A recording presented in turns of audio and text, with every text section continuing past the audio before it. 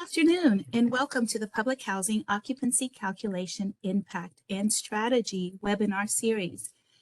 This is a third topic. The first was the unit subcategory approval, and the second was the past physical condition.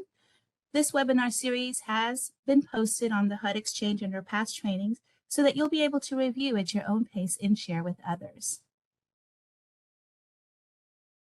Today, you are going to be spending the afternoon with me. My name is Joanne Rodriguez, and I am working with Innovative Emergency Management as our HUD technical assistance providers. We are also fortunate to have several HUD panelists on our panel with us today, and they include Doug Hellman, Bradley Stone, and Keisha Wynn. They will be serving on the panel. This is an interactive training. We would love for you to ask questions. You will be asked during certain time periods some poll questions to respond to. They're going to be short polls that will survey all the attendants. You're also encouraged to ask questions in the Q&A section. So please take a look at your screen and you'll have a chat section and a Q&A section. If you ask questions in the Q&A section, it'll be visible by all the panelists. However, if you ask questions in the chat, we discourage you from doing that because we may miss your question. Occasionally, I'll ask for attendees to provide feedback on best practices or poll question clarification, and we'd love to hear your voice in the questions that you have. Our learning objectives today are to learn methods for calculating public housing occupancy, understanding the impacts of public housing occupancy in the public housing assessment system, which is PHA, and learning strategies to increase occupancy. A few housekeeping issues. First, please remain muted during webinar unless invited to unmute. As I indicated earlier, questions can be entered into the Q&A section throughout the presentation, and they'll be addressed at intervals during the webinar at the end. If we are unable to answer the question during the webinar, we will certainly send out questions at a later date or answers at a later date. And again, just a reminder, try not to enter any questions into the chat feature. So take a moment to familiarize yourself with the Q&A. This webinar is being recorded and will be posted on the HUD Exchange website at a later date. Get started. I do want to point out some terminology that we'll be using in the presentation. As much as possible, when there is an acronym, I will try my best to define it, but if you have any questions or don't understand an acronym during the webinar, please ask.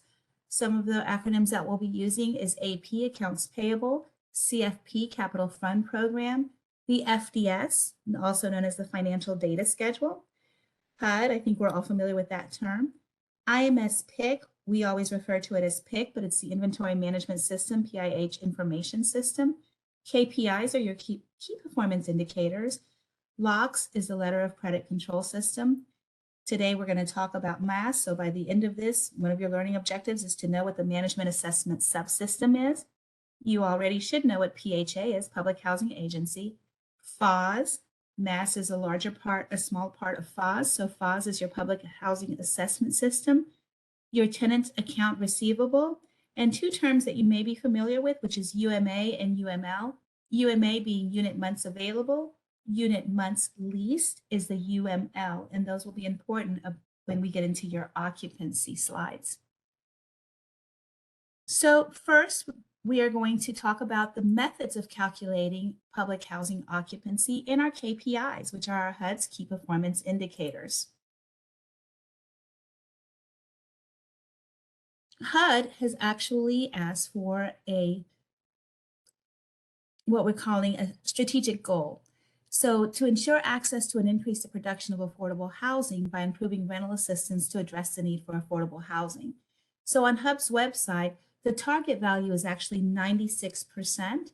However, it's going to be changed to 95.5% in the near future. So if you look at the table that's on there, it says achievement statement, key indicator, quantifying progress.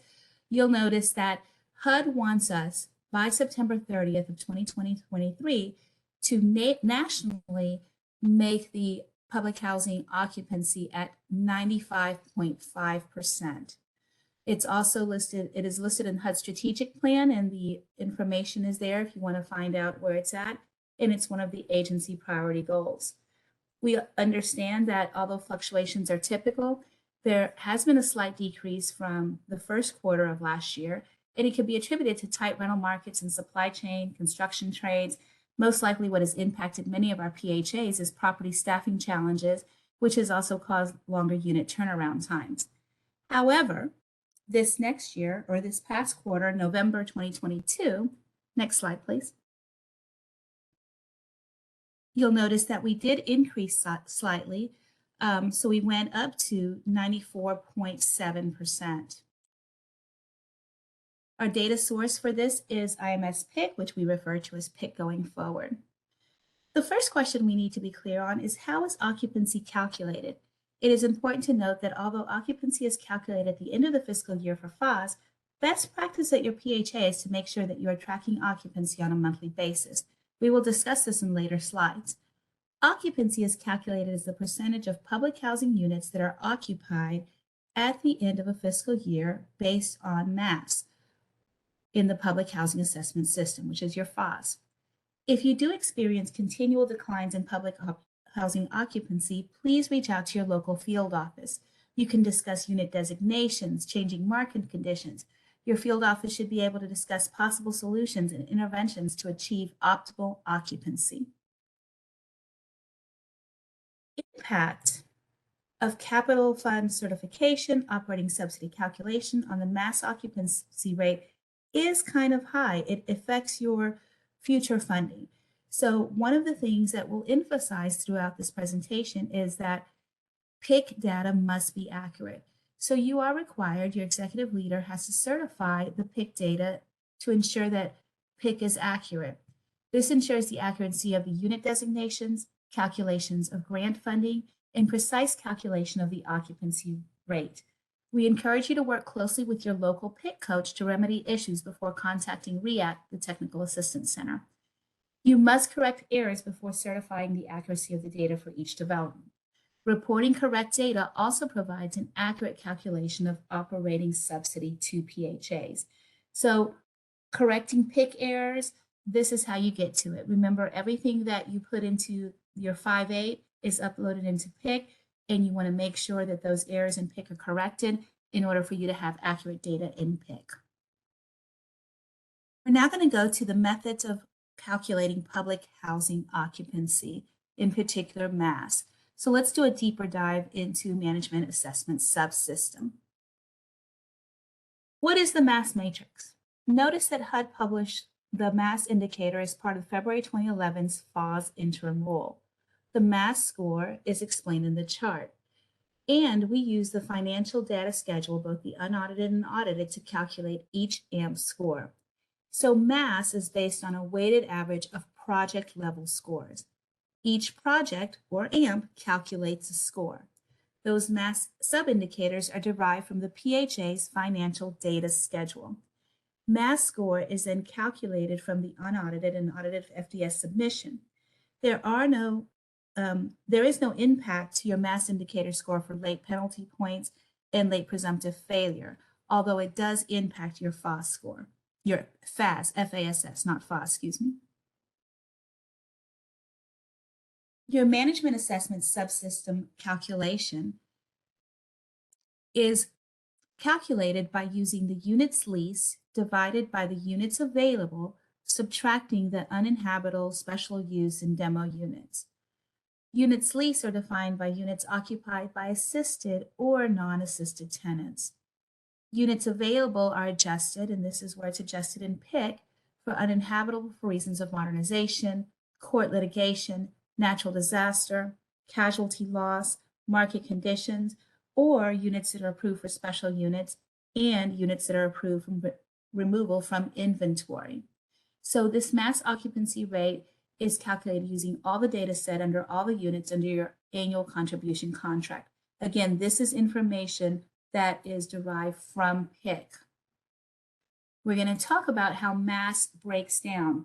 So mass has a total of 25 points, and the threshold must be at least 15 points in order for you to meet your threshold, or 60%.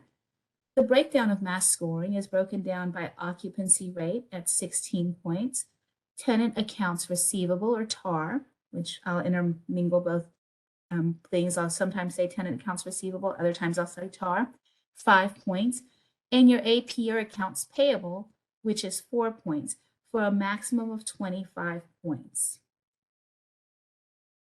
Next slide, please. This further outlines, so in order for you to have a higher score, the maximum of 16 points on your mass metric, you have to keep your units occupied. The higher rate of occupancy, the higher score. In later slides, we'll talk about how that breaks down. On the flip side, in order to get the higher score in TAR, you have to have a lower ratio. So the highest point that you can get on TAR, your maximum points is 5. And so the lower your ratio of delinquency, the higher your score. And then the very last metric, which is for a maximum of 4 points, is looking at your current vendor payables and past due against total monthly operating expenses. The lower ratio that you have of past due invoices at the end of the year will equal a higher score.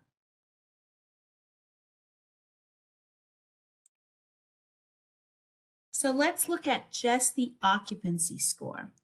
So the mass occupancy score measures the number of units leased in the PHA's inventory. And you're taking the percent of units occupied during the fiscal year, and it's calculated as unit months lease divided by unit months available. So remember in the glossary, I talked about UML and UMA. We don't normally talk in those terms, but that's how your occupancy is actually figured out. So your unit months leased are divided by your unit months occupied. The occupancy computation, in order to make the maximum of 16 points, has to be a greater or equal than 98%. You'll notice on the opposite, 0 points is occupancy that is less than 90%. Now, remember earlier on in the presentation, we talked about HUD's national goal. HUD's national goal is about 95.5% by next year. And so that 95% would yield around 8 points. But as the PHA, your target should always be greater than or equal to 98% so that you can receive the 16 points. A score of 98% or more requires no action. 8 to 12 points require improvement, and 4 or fewer points are usually problematic for HUD and the PHA. And we will talk about what will actually happen as far as the oversight when you get into those types of point systems. The next metric is your tenant. From the FDS, we would take line 126, AR tenants, and divide it by FDS line 70500 for tenant revenue. So the graph depicts the max points that can be achieved based on the formula above. However, due to the impact of the eviction moratoria that we've experienced in the last year, the ability of PHAs to collect rent and manage rent collection activities, HUD has actually provided a notice, PIH notice 22-02, and HUD has adjusted the TAR score as follows. PHAs will receive 5 points for TAR if their tenant accounts receivable is 80% or greater, or PHAs will receive 2 points if their TAR is between 60% and 79%. PHAs with TAR below 60% will receive 0 points. Specifically, this will apply to all the PHAs with fiscal years ending March 31st, 2022, June 30th, 2022, September 30th, 2022, and December 31st, 2022 only. So it is a temporary revision of the scoring methodology for TAR, and we believe that this temporary adjustment will help kind of shoulder that impact that the PHAs have experienced because of the eviction moratoria on PHA operations. Next slide. Now, the last one that has the least number of points is your mass metric for accounts payable computation. FDS line 312 for current AP that is less than 90 days, plus FDS line 13 past due AP greater than 90 units is divided by FDS line 96900 for total operating expenses divided by 12. So this is your AP computation. And all AP is doing right now is just measuring the total of vendor account payables on both the current within the 30 and within 60 days, as well against the total monthly operating expenses. The lower the ratio, the higher the score. In other words, are you paying your bills on time? And what you're looking for is a factor of 0.75, and this one is worth 4 points. This is also a snapshot of accounts payable at the end of the year. So the time to plan is actually right now. You want to make sure that at the end of this year that you have actually paid all of your bills and that you're not that you're looking at all your vendors. You're reaching out to your vendors, getting the invoices, because you want to make sure that you receive all 4 points.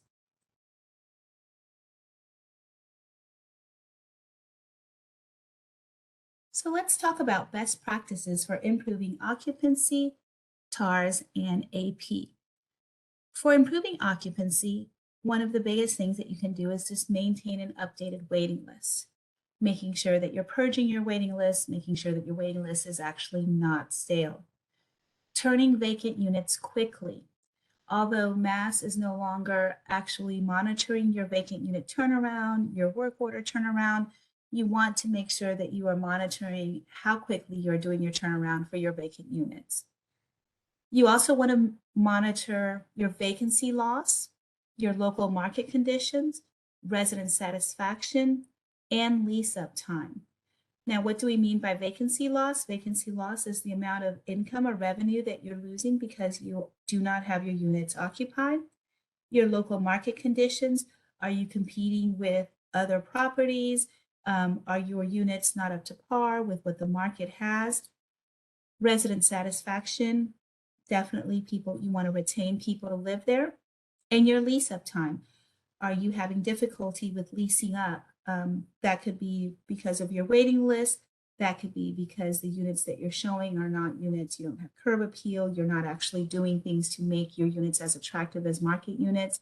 And so all of those things will assist you with improving occupancy. For the TARS, you're improving tenants' accounts receivable, reviewing your detailed tenant accounts monthly and discussing delinquency with your tenants, establishing repayment agreements, writing off vacated accounts to bad debt, and sending debt to debt collectors, to debt collections, following eviction policies. So it's just a matter of collecting, constant communication with your residents, in particular, since we had this eviction moratoria. It's important that we are establishing communications with our residents. There's a lot of relief out in the marketplace that the residents can actually receive, but it's up to you to communicate with your residents to make sure that they are in a position to pay their rent, but also in a position to continue paying their rent through established repayment agreements or resources that are available to them. For improving accounts payable, this is you working closely with your accounting department, unless it's you, making sure that invoices are paid in a timely manner, making sure that invoices are entered in a timely manner, making sure that you're communicating with your vendors for them to send you invoices in a timely manner. Reviewing AP monthly, look for outliers, on monthly service agreement payments and utility bills. 120 days before year end, reach out to your vendors and remind them of your year end. Pay an extra pay cycle before year end to reduce AP to avoid excessive accruals. So many of you are probably at this point trying to do that now. Hi, Joanne. Can I interrupt? We had a individual submit a question in the chat. I think it was from a few slides ago. They were asking for clarification. It said greater than 0.75. Can you clarify, is that 75% or 0.75%? I think it was maybe a slide or two back. And It is not. while you're looking that up, I just want to remind folks to also please use the Q&A section to submit questions. When they go to the chat, we're not all able to see them and respond accordingly. So please use the Q&A. Go ahead. Thank you. Yes. So great question. It actually is 0.75, which means that you have less than 0.75% of your expenses for the year. So remember, this is a cumulative snapshot. So what you're looking at is you're looking at those FDS lines and you're dividing it by the operating expenses. Thank you. And so to receive the maximum number of points, you would have to have that 0.75. Greater than 1.5% would actually get you 0 points.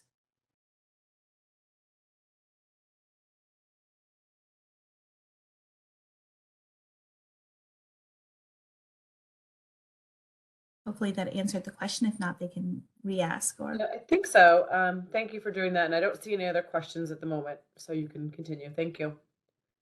Wonderful. So now we are going to talk a little bit about the CFP, and this is really short. Your CFP program is actually impacted by your occupancy. So CFP, the required milestones, earns you a maximum score of 10 points. Now I'm going to skip to the third bullet point, which you receive a maximum of 5 points for occupancy rate. So greater than 96% of occupancy will get you the full 5 points. Between 96 and 93 will get you the full 2 points. Less than 93% occupancy will give you 0 points. So this is important to note that occupancy is not only impacting your mass, but it's also impacting the CFP metric. The other thing that impacts your CFP metric is meeting 90% or higher obligation by the obligation end date. So you receive 5 points of timely obligation of your capital funds. Reminder, you have 2 years for your obligation and an additional 2 years for expenditures. Funds for operations 1406 and administration 1410 are obligated when you draw them down from your lock system.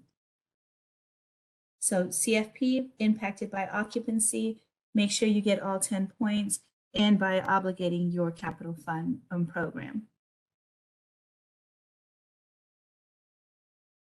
Let's take a short break and look at some poll questions. So this is where you get to also be interactive and we get to make sure that you are paying attention to us. So the very first poll question, have you or your staff taken the free HUD training on FOS indicators? And you can answer yes or no. The poll questions are there. So A would be yes, B would be no. Can you, question number 2, can you effectively interpret the HUD indicators? Answer yes with A, answer B, no. And number 3, do you have board reports that capture your monthly activity based on the HUD's KPIs for FOS? Answer yes for no. Okay. And so while we wait, if there are any questions that anyone would like to ask, you're welcome to unmute yourself.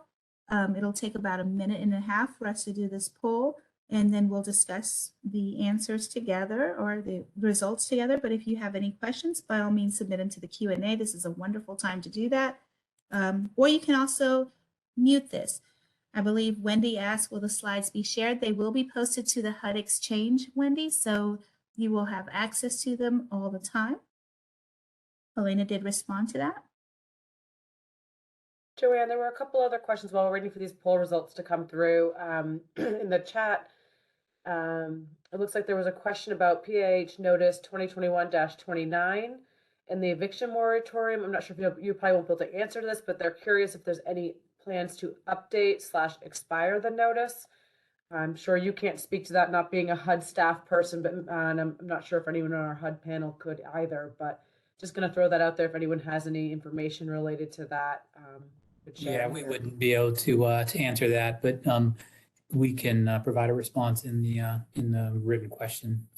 Great, that sounds perfect. Thank you. And just for folks listening in, at the end of the slide presentation, there will be an email address provided where folks can submit additional questions. I also noticed on the chat that that Chad Moore asked if HUD is no longer tracking vacancy days, make ready lease up. That is actually correct. But that's one of the best practices that you at your agency should still be doing because it indicates the performance of your unit turnaround and could impact occupancy. So although HUD is no longer tracking those, we do encourage you to track those items at your local PHA. Any other questions that we can ask while we're doing the poll? And Alicia asked, does someone have a template report that they use in their board meetings? Maybe people can respond on the chat, on the Q&A, excuse me. Yeah, and say if anyone else has a template that they'd be interested in sharing with Alicia, they can also go ahead and submit that to the email address that's provided at the end of the presentation. We can connect that with Alicia. Okay, we have now closed the poll. So out of 172 attendees, we had 80 that did not answer the first question. We had 47 that answered yes on question number 1. So have you or your staff taken the free HUD training on FOS indicators? 47 of you have indicated yes. 45 of you have indicated no. So that means 45 of you need to go ahead and look at the HUD exchange and take some of the free HUD training. On the second question, can you effectively interpret the HUD indicators? 81 no answers, but 55 of you did indicate that yes, you can effectively interpret the HUD indicators, and 36 indicated no. So hopefully at the end of this, you'll have a little bit more insight. At the end of this presentation, we will give you an email for additional HUD technical assistance. So make sure that you take that email down at the end if you're needing additional technical assistance to help you with the HUD indicators, but also with your occupancy needs. Joanne, before you move to the next slide, I'm just going to jump in with one more question here from the Q&As. Someone was curious if CFP is determined the same way as it is for mass. I guess I don't understand the question, Helena. So CFP is just timely obligation of your capital funds, but the occupancy, if they're meaning the occupancy, how is the occupancy determined? It is the total ACC units minus total uninhabitable units as reflected by PHA. So it is. I think the point is that's a specific point in time for the capital fund, right?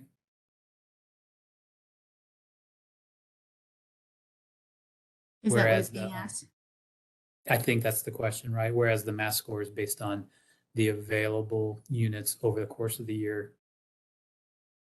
So CFP is a point in time, whereas the mass occupancy is over the course of the full year. That's correct. But we'll verify to make sure that that's accurate when we provide the question response. Thank you both. Thank you.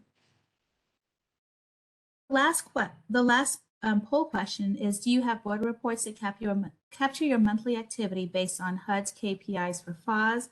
52 indicated yes out of 172, 35 indicated no, and 85 of you did not have answers. So thank you for participating in the poll. We'll have another one later on, so hopefully we'll get more participation because they kind of are a little fun. All right. Let's go to public housing occupancy impacts on FOS, Mass CFP, and designation and PHA designation. So let's talk about how it impacts overall. So Mass, your low scores can actually impact future funding. Your CFP, which is the Capital Funds Program, funding is prioritized by your most recent PHA designation.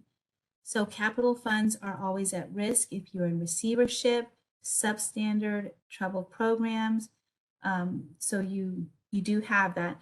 And scoring factors for additional points is high. If you're a high performer, you receive 0 points. If standard 0, substandard 10, troubled 20 points.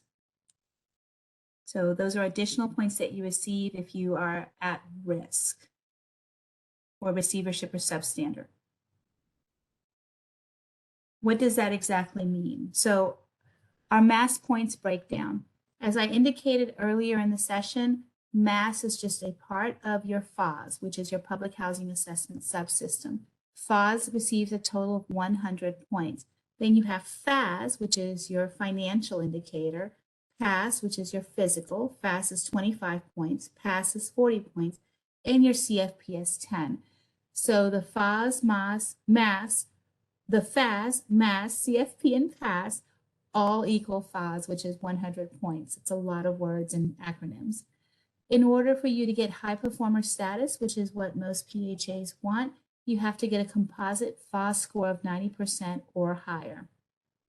At least 60% of total points available in PAS, 15, and the way that that's broken down is you have to have 24 points in pass, mass 15, FAS 15, and 50% of the total points for CFP, which is 5, and an overall score of 90% or greater. Standard performer, you have to receive at least 90% overall and not less than 60% of the total points available. So if you're looking at your pass, 24, mass 15, FAS 15, and 50% of the total points for CFP 5. So that occupancy score, if you're getting it on one side, it helps with your CFP as well. Substandard performer is at least 60% overall, at less than 60% in one or more of the pass, FAS, or mass indicators. And trouble is less than 60% overall on the overall score of scores. So less than 50% of the capital fund indicator will also be considered trouble.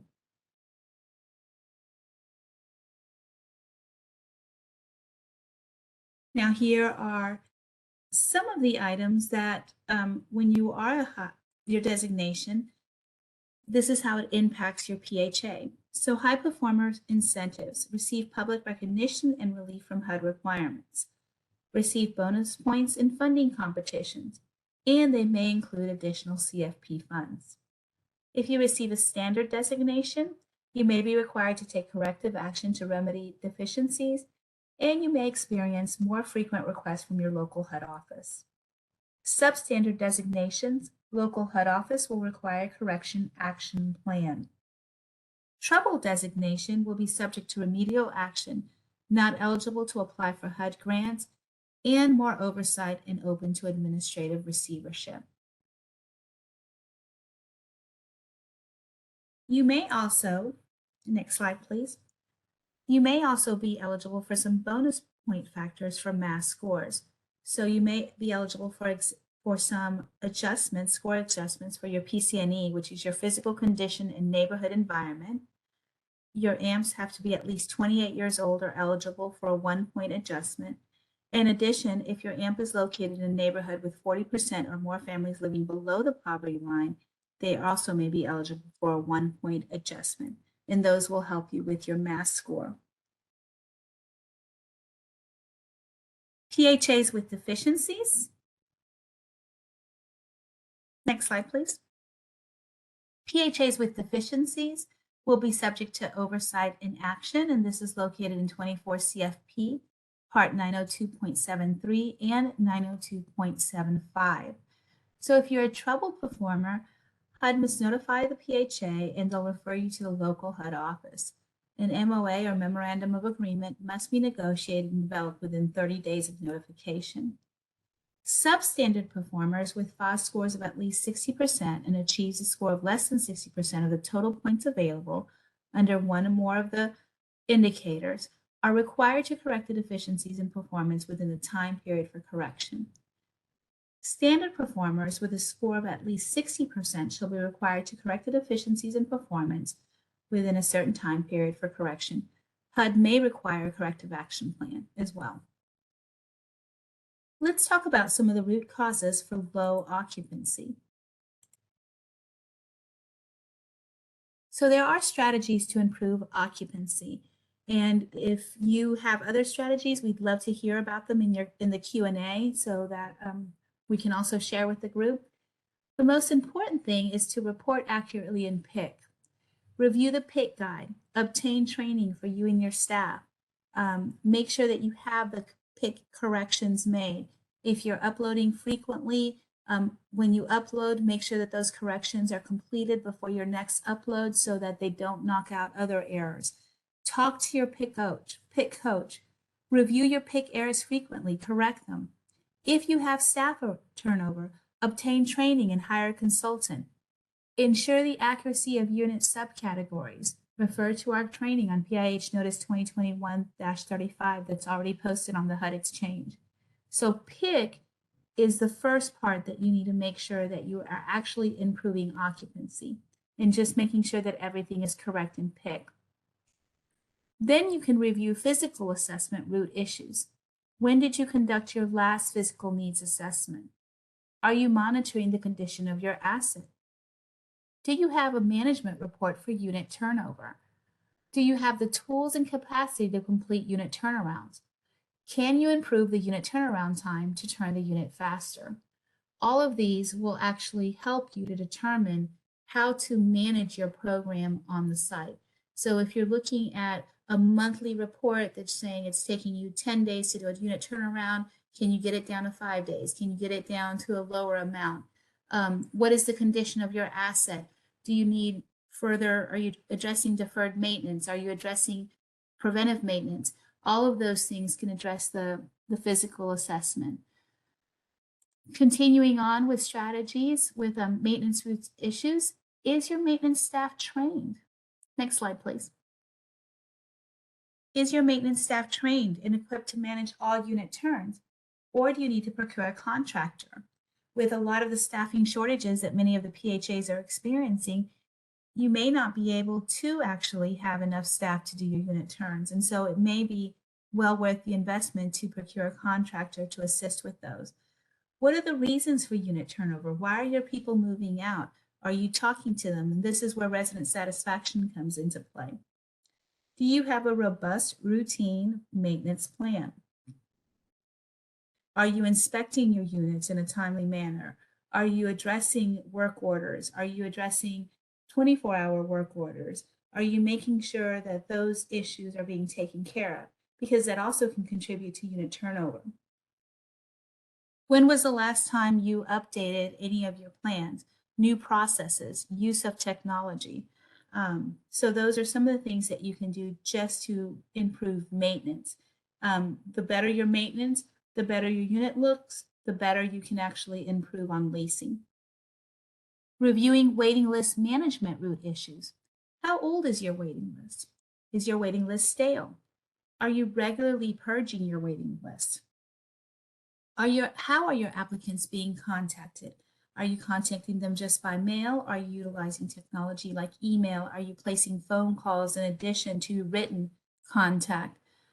We're dealing most of the time with communities that are not always in a stable home environment. So relying on the mail system may not be your best bet. So make sure that you have alternate methods of contacting your applicants. Do you have a standard operating procedure for your leasing process? And is your staff aware of it? And are they maintaining it? And if you do have a standard operating procedure, are you reviewing it to make sure that it is something that is working for you? What is your agency success rate? How many people are you pulling from the waiting list in order to have a person that is successful in actually leasing? Do you need to consider a site-based waitlist or go back to an agency-wide waitlist? Do you have local market challenges, such as the need for affordable housing? So those are some of the ways that you can look at strategies to improving occupancy. Does anyone have any other ways that they improve occupancy or any questions about improving occupancy that they use at their particular agency? Elena, you can let me know if there's any questions. We can stop, but we'll continue. Funding sources strategies to improve occupancy. So identifying available resources include, of course, your CFP for more extensive improvement of units, using operating funds and or reserves for additional staffing, materials, contracts. Looking at the CFFP, which is the Capital Fund Financing Program, you can evaluate it as payoffs, a long-term, not short-term tool. You can apply for additional funding for extraordinary expenses. You can look at energy performance saving contracts to help fund improvements for energy efficient items and infrastructure. This is, again, a long-term strategy. You can consider asset repositioning if the current program is not successful or lacks resources to maintain. Local grants, organizations, banks could be sources of possible funding opportunities to help applicants with moving costs and or rent deposit payments. Other strategies that you can also use, next slide please, is routinely reviewing budget to actual for outliers, reviewing your annual plan and 5-year plan to identify capital projects, review the effectiveness of your routine maintenance plans. Does it capture everything? Review your work orders for anomalies. Where are your pressure points in work orders? If you experience staff shortage and can't timely turn units, consider contracting for the work, manage your procurement process, and check pricing. So these are all strategies that you can use. Let's go to the second poll. You'll have a minute and a half for the poll questions. And so we would love to have as much participation in the poll questions. The first question is, next slide, please. Have you received your FOS score this year? The answer, yes or no. Do you know which areas of FOS you need to improve? Yes or no. And do you feel you are equipped to do so? Yes or no. And while you are answering your poll questions, if there's any questions that you have that you want to type into the Q&A, Helena will let us know. We'd love to hear how you are using strategies at your agency to improve occupancy. Okay. So again, make sure that you're answering the poll questions. And we should have a few minutes left on the poll questions. And Doug and the other HUD panels, if you have strategies that can be added to some of the strategies that we have on here, by all means, would love to hear your input as well. I think we might almost be ready for the poll results. Okay, we do have the poll results now. And out of 171 attendees, have you received your FOS scores yet this year? 32 of you said yes, 43 of you said no, and 96 of you have no answer. Do you know which areas of FOS you need to improve? 56 of you said yes, 22 of you said no, 93 no answers. And do you feel you are equipped to do so? 57 of you said yes, so that's encouraging that you feel that you are equipped to do so. 19 of you said no, you don't feel that you're equipped to actually know which areas of FOS you need to improve. And 95 of you received no answers.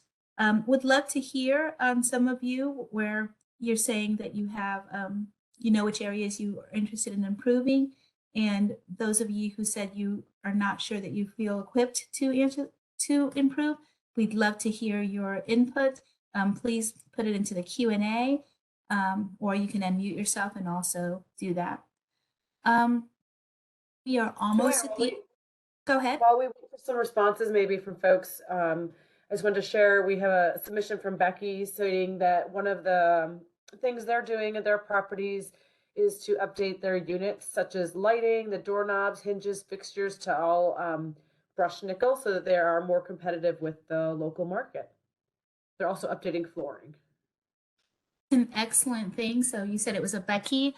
I think that's excellent that they're doing that, because our local market conditions, there was a time when we were not actually competing with a lot of our local markets, but we are at this point competing in our local markets, and curb appeal and those types of infrastructure improvements and capital improvements make a huge difference in resident retention, resident satisfaction, also making the units more energy efficient for our residents. So all of those things are good things.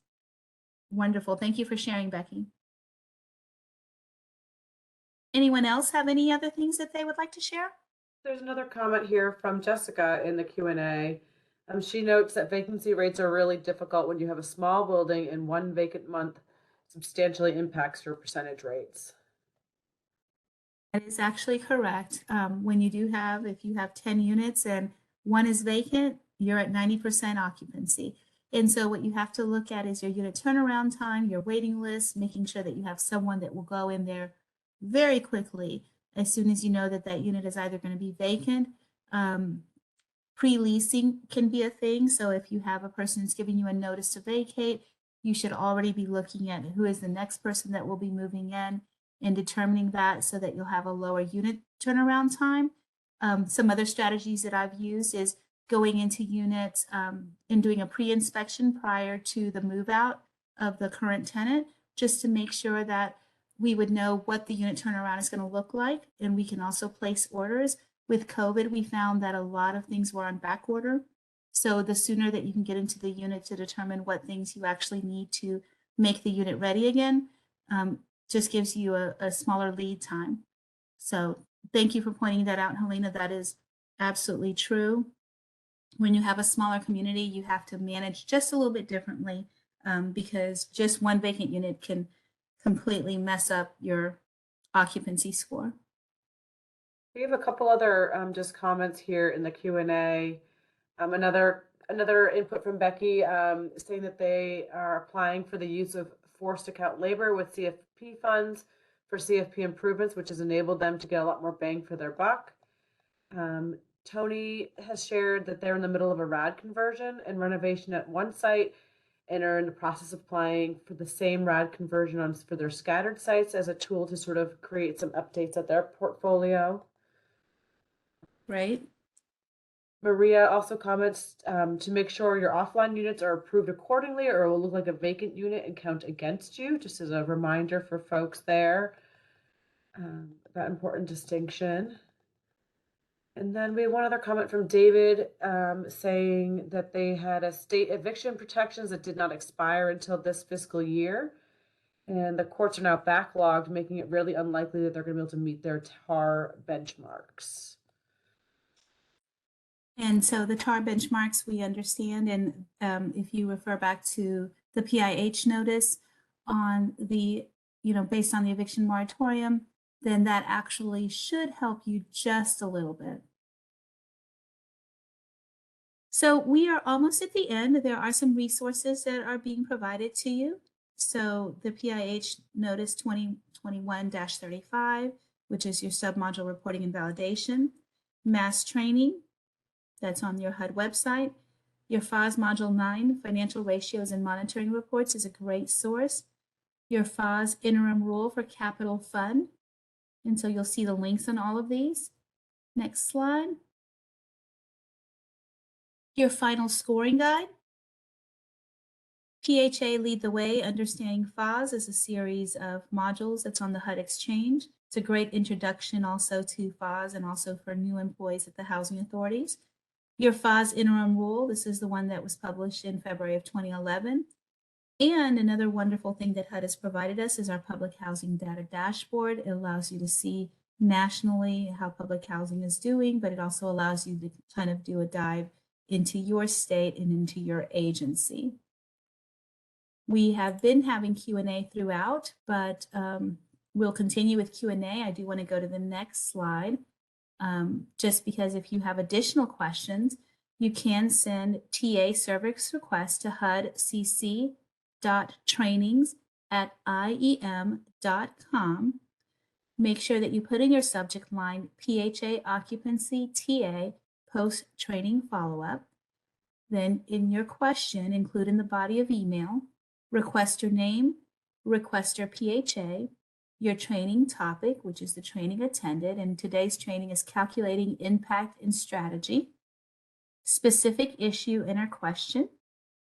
We're asking you to be brief because we will contact you, and your email and phone number, best places to be able to contact you. And so while I want to leave this slide up while we're still having Q&A. We've got about 10 minutes left, so I'd love to hear more questions or comments and strategies that agencies are using.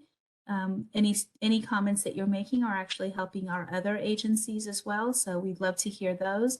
For our HUD panelists on the call, if they have additional strategies or comments, we'd love to hear from you as well. But Helena, are there any other questions in our Q&A or comments? Yeah, just a few folks. There've been quite a few questions just asking about where the materials will be posted, and I think you just mentioned it, but just as a reminder, they will get posted to the HUD Exchange at a later date.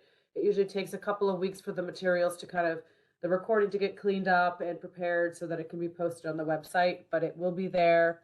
If folks are able to see the Q&A, I just included here the link to the past training section of HUD Exchange, and you will find it there in a few weeks. Thank you. Thank you. Any other questions? Especially, I'd love to hear from the individuals who feel that they need additional assistance on the indicators from our poll questions. So we had a few individuals that had said that they feel that they're not equipped. I'd be curious to know what can we do to equip you, or what additional questions you might have for that. Just out of curiosity, if you don't mind sharing, you can also unmute yourself. We'd love to hear your voice.